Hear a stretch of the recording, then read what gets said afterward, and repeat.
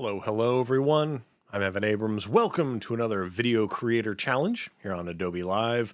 Today we're going to be continuing on with our week's work of looking at things that are new in Premiere as of the Max release. And today we're going to be focused on something that is pretty metal. I fumbled over my own words trying to make that happen. That's what we're going to be doing today. If you have heard, the legacy titler of Premiere has been retired. He gave us good service, but now we're going to be doing everything that we need in the Essential Graphics panel. So we're going to be spending some time in there today. And I thought specifically we would look at some of the fancier elements that we can create, making use of new gradients, new text tools, strokes, fills, and even matting elements within the Essential Graphics panel to make some pretty interesting and cool looks. So I hope you're along for the ride. I hope you enjoy this, and I hope that you make the things that you see me make here and share them with us. I want to see what you make. I want to see what people are getting into. Hello, Laura. Hello, Mike. Oh, man. And Valder is here as well. Everyone's hanging out in the chat. And, of course, Voodoo Val holding it down, keeping things moderated. Thank you so much for being here, everyone. Let me know where you're from. Let me know what you're doing. Let me know if you have any quandaries in the chat. We'll see if we can circle back to them. But your challenge, let's get into it. So, here we go. Essential Graphics, or maybe we should just start saying the graphics panel, because we're getting into some things that I would describe as, extra. The thing I am described as, never. So, this, here's some lovely chromed up titles. We're using a lot of gradients in here, shiny, shiny stuff. We're going to look at making a look kind of like this. We're going to look at some gold. We are going to look at perhaps some animated stuff. Let's get some cascading gradients washing through. And hey, why not? Let's take it to another level. Let's get them moving and grooving in a wackier way all around the place. So that's what we're going to be working on today. These are the ideas that I want to present to you, and I want to see what you make of them. So all of this journey, is going to begin as it usually does. We need to make a new sequence of some form. So let's go ahead and do that. I'm going to be using the DSLR 1080 24 frames a second preset, which I think is pretty nice. Go ahead and open that up. And now, if we wanted to create graphical elements from scratch, from nothing, there's a few ways we can do that. You can just come down here to some of our sort of creation tools, right? You could take the pen tool. You could take, say, the rectangle tool or the ellipse or the polygon, or you could take the text tool and just start typing out. I'm going to recommend for today, open up your Essential Graphics window by going Window, Essential Graphics, and don't hang out in the Browse tab, even though there's great things over there. Come on over to the Edit tab right away. And you're going to notice right up here, you can just click New. And we're going to say, give me some new text, right? So this will create a new clip on your timeline, and it will create a new text layer inside of the Essential Graphics space. I also have open over here, we've got the effects controls that are also hanging out and being open up in the top corner. You'll notice that these two spaces kind of mirror each other in terms of what we're seeing. So we've got up here, okay, there's a new text layer. And would you look at that? When we select it, it's selected over here as well. So there are two kind of ways of representing similar things. And if you twirl down into it over here in the effects controls, you're going to see similar controls mirrored over there. It's just a little bit easier to work with them over in this space. If we want to animate them, we're going to come over into the effects controls. Bit of a tease for later. So we've got some new text over here. I don't know, let's just type out Chrome perhaps, because that's the look that we're going to be creating.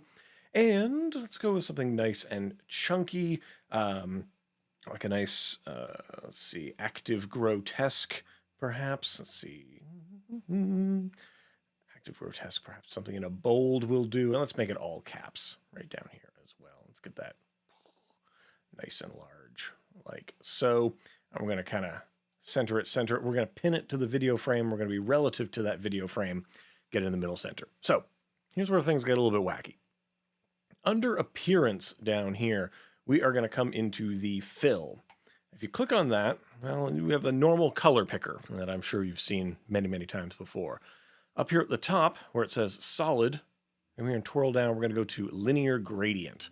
Now, Linear gradient is, of course, just going to populate a nice little linear gradient from one side to the other. Right? You can see it updates live over here. We also have the option up at the top knots are the opacity of this object. So if this knot here is controlling color, know that these ones at the top are controlling opacity, which we can dial in from, opaque to totally transparent, right? We're just going to deal with the color stops for now, and we're going to go ahead and dial some of those in. So if we want to make something, say, chrome-like, we have to dial in some pretty extreme kind of changes to this object here. So let me just try to get in. Here we go. We're just going to go ahead and dial it in a little bit, something like this, right? So we've got like a hard break here kind of in the middle, and we can change the angle. And on text, have a look here that it's changing the angle of each individual character at this point. So just got to be aware of that as well.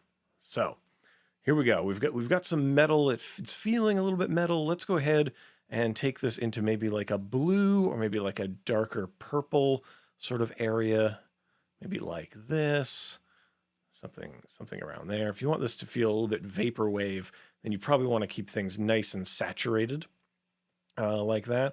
We might try to avoid sort of pure, just totally washed out colors. So I'm going to just kind of add some purples in here, and then we're going to go get some dark purples out here. Maybe let's get like a mid-tone kind of here in the middle, up like this. Oh yes, now we're going into cyberspace. This is nice. So we're just going to go ahead and do a similar thing down here, trying to keep it in the color family as well, maybe a little bit lighter, like so. And we might even just kind of dish out a few, maybe even make this just a little bit darker on this one. Let's take this one a little bit lighter, like this. So we've got, some good variation on that, right? And by tightening up these kind of tight knots or stops, as we say in here, right, that creates this kind of hard line right in here. All right, so there we go. Kind of looks a little bit metal, right? We would say we're a little bit of the way there. The place where things get a little bit better for us is to just go ahead. Voodoo Vaporwave. Well, all right then. So we'll just go like so. And so we're just going to go ahead and we're going to apply a stroke onto this. So if we drop a stroke onto the outside, right, things are about to get a little bit shinier for us. So the way that we kind of make things feel shinier is to have a kind of counter gradient running around the outside. So let's bump this up to like 5 or maybe 6. Right, and right now this is bumping on the outer. We could have it populate on the inner. We could have it populate on the center. Let's push one on the outside for now, and maybe 6 pixels will be good for us there. And so what we're going to do is under this stroke, we're going to take that to be not a radial, but a linear gradient. And I'm going to use my little sampler here to grab some samples from the first thing that we did, right? So we're going to try to be a little bit lazy here. Also, we don't have all the time in the world, so we want to make sure we're making the most of it. So here we go, just sampling in here, taking some chomps in here. Let's see, maybe I'd put another knot. To create a knot, we just have to kind of click. You see when the mouse turns into a hand like that, and then when you've got the knot selected, you can tell it's got a little blue around the outside. So there we go. We're going to get a little dark knot like that. And there we go. So this one here is angled at 90. Maybe we want to angle it a little bit different like this. Okay, but look at that. Just having that little contrapposto here, this little change, right? We're using similar colors, but with different gradation. And that's causing this to feel a little bit shiny, right? Maybe let's bump that up to an 8. We want to take it to another level? Well, if you're not content with just one stroke, go ahead and click the Add Stroke button. And we can add another outer, we can add an inner. Let's add an inner onto this, and let's give this maybe like 5 on the inside. And really what I'm going to do is I'm going to, again, take us to Linear Gradient Town, an even simplified one here, right? We're just going to get into the brighter stuff here. Let's get this one into some of the mid-tones. Oh no, here we go. We'll go dark with that one, and then we'll make another knot. Here, let's go ahead and sample something mid up there. So we get something like this, perhaps, right? And now if we just angle that a little bit differently, you can see how that shine, we're causing different shadows and stuff into different parts of the image. Would you look at that? I think this is looking pretty, pretty shiny, happy indeed. Yeah. So yeah, then we kind of tweak the numbers like that. Depending on where you land, that's going to give you some pretty shiny looks, right? So keep in mind that this inner one here, right, is helping us kind of crunchitize this inner bevel. So if you really wanted to work this effect, you might have even more complex elements on each of these parts. So give that a whirl, but also, you know, let's see. Well, that doesn't make any sense. There's too many O shapes doing that. That's fine. But you get the idea that we're able to kind of work these things up. And yeah, exactly. So Mike in the chat saying, get the blue sky and horizon above the desert sands to get that 90s chrome look. Absolutely. However, we could take these ideas and use them to produce gold. So I'll show you my earlier solid gold example here. If we twirl into here, same thing, right? We're just using a fill and we're using a stroke here on the outside. And it's just a different way of kind of lining up the gradients and to try to figure out, you know, the order of operations on this thing. So going dark, saturated, bright, saturated, dark, right? These sort of things will give us something that looks metallic, right? Which it can be a little bit difficult to do. I will admit gold is always a tricky one for me. It never looks quite right. It always kind of looks like a Cash for Gold commercial, which is definitely not the kind of luxurious experience I'm looking to show. But hopefully that gives you an idea for like static gradients, right? So what if we wanted to go bigger with this? Right? Let's take it one step further. I want these things to be able to move. Now, unfortunately, at the current time, right, if you twirl into the text here, there aren't a lot of things that we can keyframe within the text here, right? So if we were to say keyframe the source text, yeah, as we might think, right, I'll put a keyframe here, dial back, and I'll change something that is true about the source text here. Maybe I'll just alter some of the colors in here, right? And that's probably not a great idea, so let's make that quite a lot larger. You're going to see that the keyframes here might as well be hold keyframes as they kind of represent themselves. So how are we going to get this thing into motion, right? How do we do it? Well, I would recommend instead, let's go ahead and create a new object. And what we're going to do is create a new rectangle. Fairly banal gray rectangle. It's fine. Things are going to get much more exciting here really soon. I'm going to make it taller. I'm going to make it wider, right? So we have a nice big rectangle here. Let's make it like 800 by 800. That'll be fine. And on its fill, what we're going to do is let's go ahead and give this a nice gradient, right? So not a solid, but a gradient. Wonderful. And we're just going to go ahead here. What do you think? Let's try to mimic some kind of gold in here. So we're going to go with that. Then we're going to get a nice bright patch in here. Take that in a little bit more of a yellowing direction. Like so. And let's see. Let's get another one in here. Nice and bright. Now it doesn't look like much, unfortunately. And you're going to notice here that it actually looks pretty scrunched, right? It's really scrunched up, which we do not want. And one of the reasons for that, for the scrunchiness, is because the gradient is being arrayed along this particular line, right? So notice that when we're filling out the gradient information on a rectangle or a shape, in this case a path type shape, that we don't have angle control in here. Instead, it is being displayed with this line. And we're going to get to that in just a moment. Just a moment to get into that. Let me just set up a nice little gradient here so that we can enjoy tweaking that up in a moment. So we'll go like that. Okay. Now, this line, when we hover over it with our direct selection tool, you see we can actually drag this out. So we can drag this corner to corner like that. You can drag it all over the place. You can even selectively grab the knots in here, right? Grab those knots. And you can grab the little halfway sliders here as well. They're biases. You can move those around. So you have direct visual control over your gradients right here in the interface. Pretty fancy. Not going to lie, pretty fancy. Let's get fancier. I'm not content with this level of fanciness. We must go further. I will now produce new text. Now, by default, the text takes on whatever we happen to be doing previously. So I'm just going to go ahead and clear that out.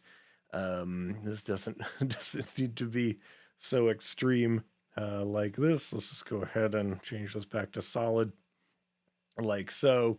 And I'll just type in here shine, because that's what we want to do. We want to shine here. So we're going to kind of try to stick this in kind of the middle center.